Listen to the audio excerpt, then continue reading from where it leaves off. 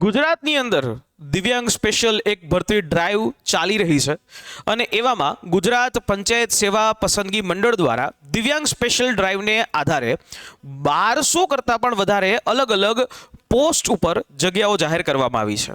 ત્યારે એ જગ્યાઓનું form feeling start થઈ ચૂક્યું છે, એટલે કે ફોર્મ ભરવાનું જે છે શરૂઆત થઈ ચૂકી છે। પણ એ દિવ્યાંગ મિત્રો કે જે લોકો આમાં નોકરી ઈચ્છુક છે અને એની એક માત્ર નાનકડી ભૂલ એને ડોક્યુમેન્ટ વેરિફિકેશનમાં ન નડે એટલા માટે આ ફોર્મ કઈ રીતે ભરવું આખો એ વિડીયો જોઈ અને પછી તમે ફોર્મ ભરજો, જેથી તમને કોઈ પણ પ્રકારનો પ્રોબ્લેમ છે એ આગળ જતા ન આવે। નમસ્કાર, હું ધવલ મારું લક્ષ્યમ એકેડેમીના આ ડિજિટલ યુટ્યુબ પ્લેટફોર્મ પર આપ સૌ દોસ્તોનું હાર્દિક સ્વાગત કરું છું।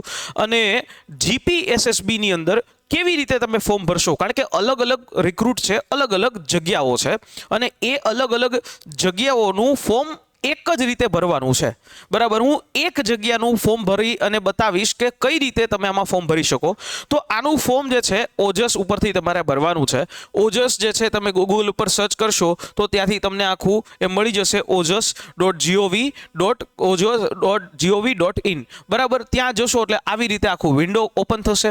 આ વિન્ડોની અંદર તમારે અહીંયા ઓનલાઈન એપ્લિકેશન છે, એ ઓનલાઈન એપ્લિકેશન ઉપર ક્લિક કરવાનું।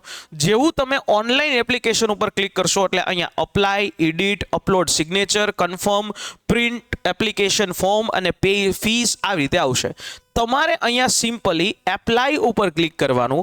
એપ્લાય ઉપર ક્લિક કરો એટલે આવું વિન્ડો ખુલશે।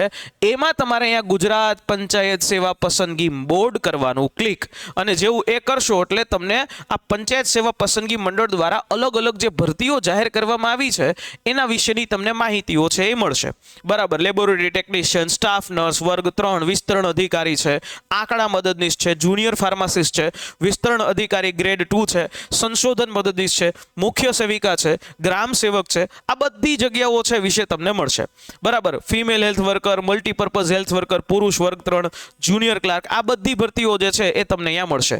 જે અહીંયા છે જે ભરતી ઉપર તમારે ફોર્મ ભરવું છે ત્યાં સાઈડમાં ડિટેલ્સ લખેલી છે, એક વખત ડિટેલ્સ વાંચી લેવાની। અને એની બાજુમાં અહીંયા અપ્લાય કરીને ફોલ્ડર છે, એટલે સોરી અપ્લાય કરીને એક ઓપ્શન છે, એના ઉપર તમારે ક્લિક કરવાનું।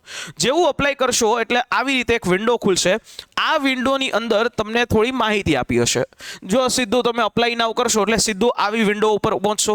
હવે જે લોકોએ ઓલરેડી કોઈક ને કોઈક વખત ઓજસની અંદર ફોર્મ ભર્યું હશે એની પાસે એક OTR હશે, વન ટાઈમ રજિસ્ટ્રેશન જે છે એણે કરેલું હશે, તો એનો એક નંબર હશે। એ નંબર જે છે એ તમે અહીંયા નાખી અને અહીંયા તમારી બર્થ ડેટ નાખી દેશો એટલે ત્યારબાદ જે છે તમે સીધું ઓપન જે છે ફોર્મ થઈ જશે। એમાં તમારી કેટલીક ડિટેલ્સ છે ઓલરેડી સેવ હશે એ તમને બતાવશે। પણ જે લોકોએ કોઈ દી ફોર્મ નથી ભર્યું અને જે લોકો ફર્સ્ટ ટાઈમ ફોર્મ ભરે છે તો આપણે અહીંયા ન્યૂ રજિસ્ટ્રેશન કરી દઈએ, અથવા તો અહીંયા જે છે સ્કીપ કરીને ન્યૂ રજિસ્ટ્રેશન કરશો તો OTR વાળું થશે। OTR તમારું રજિસ્ટ્રેશન કરશે અને પછી તમારે અહીંયા ફોર્મ ભરવાનું। પણ એ ન કરવું હોય તો અહીંયા જે છે સ્કીપ કરી દેશો। સ્કીપ કરી અને તમે તમારો ડેટા જે છે અહીંયા ફોર્મ ભરી શકશો।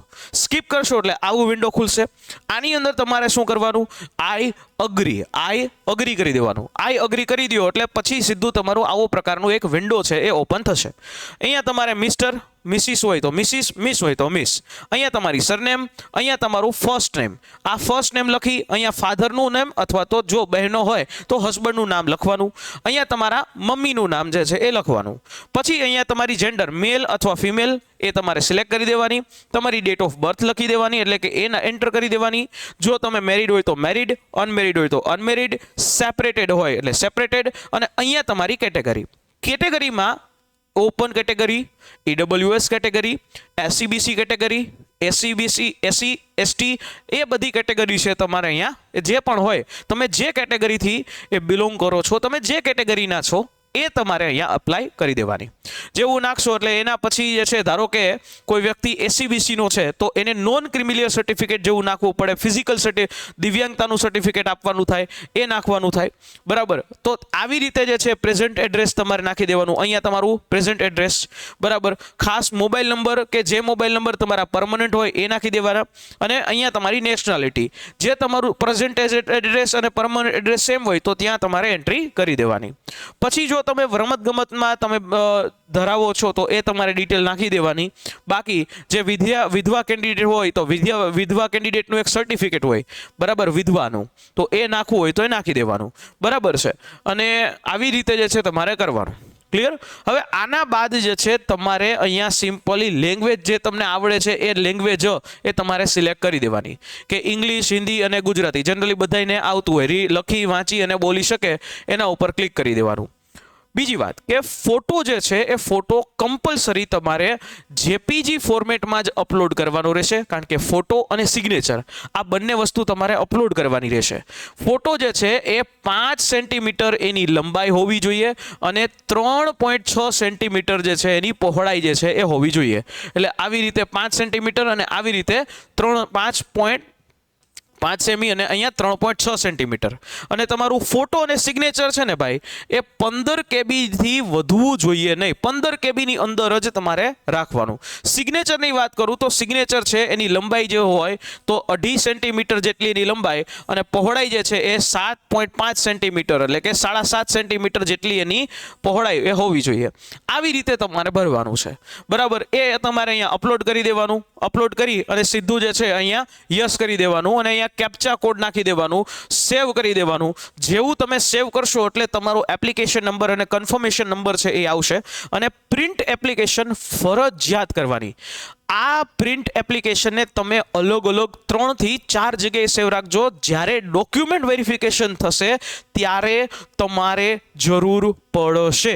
ફી ભરવા નથી, બરાબર, પણ ખાસ ભૂલાય નહીં, પ્રિન્ટ એપ્લિકેશન જે છે તમે આપી તમારી જે આ એપ્લિકેશનની પ્રિન્ટ જે છે જરૂરથી કાઢી લેજો.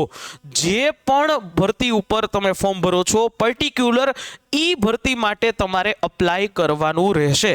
એવું નથી કે એક જ ફોર્મ ભરો અને બીજી બધી ભરતીઓમાં અપ્લાય થઈ શકે.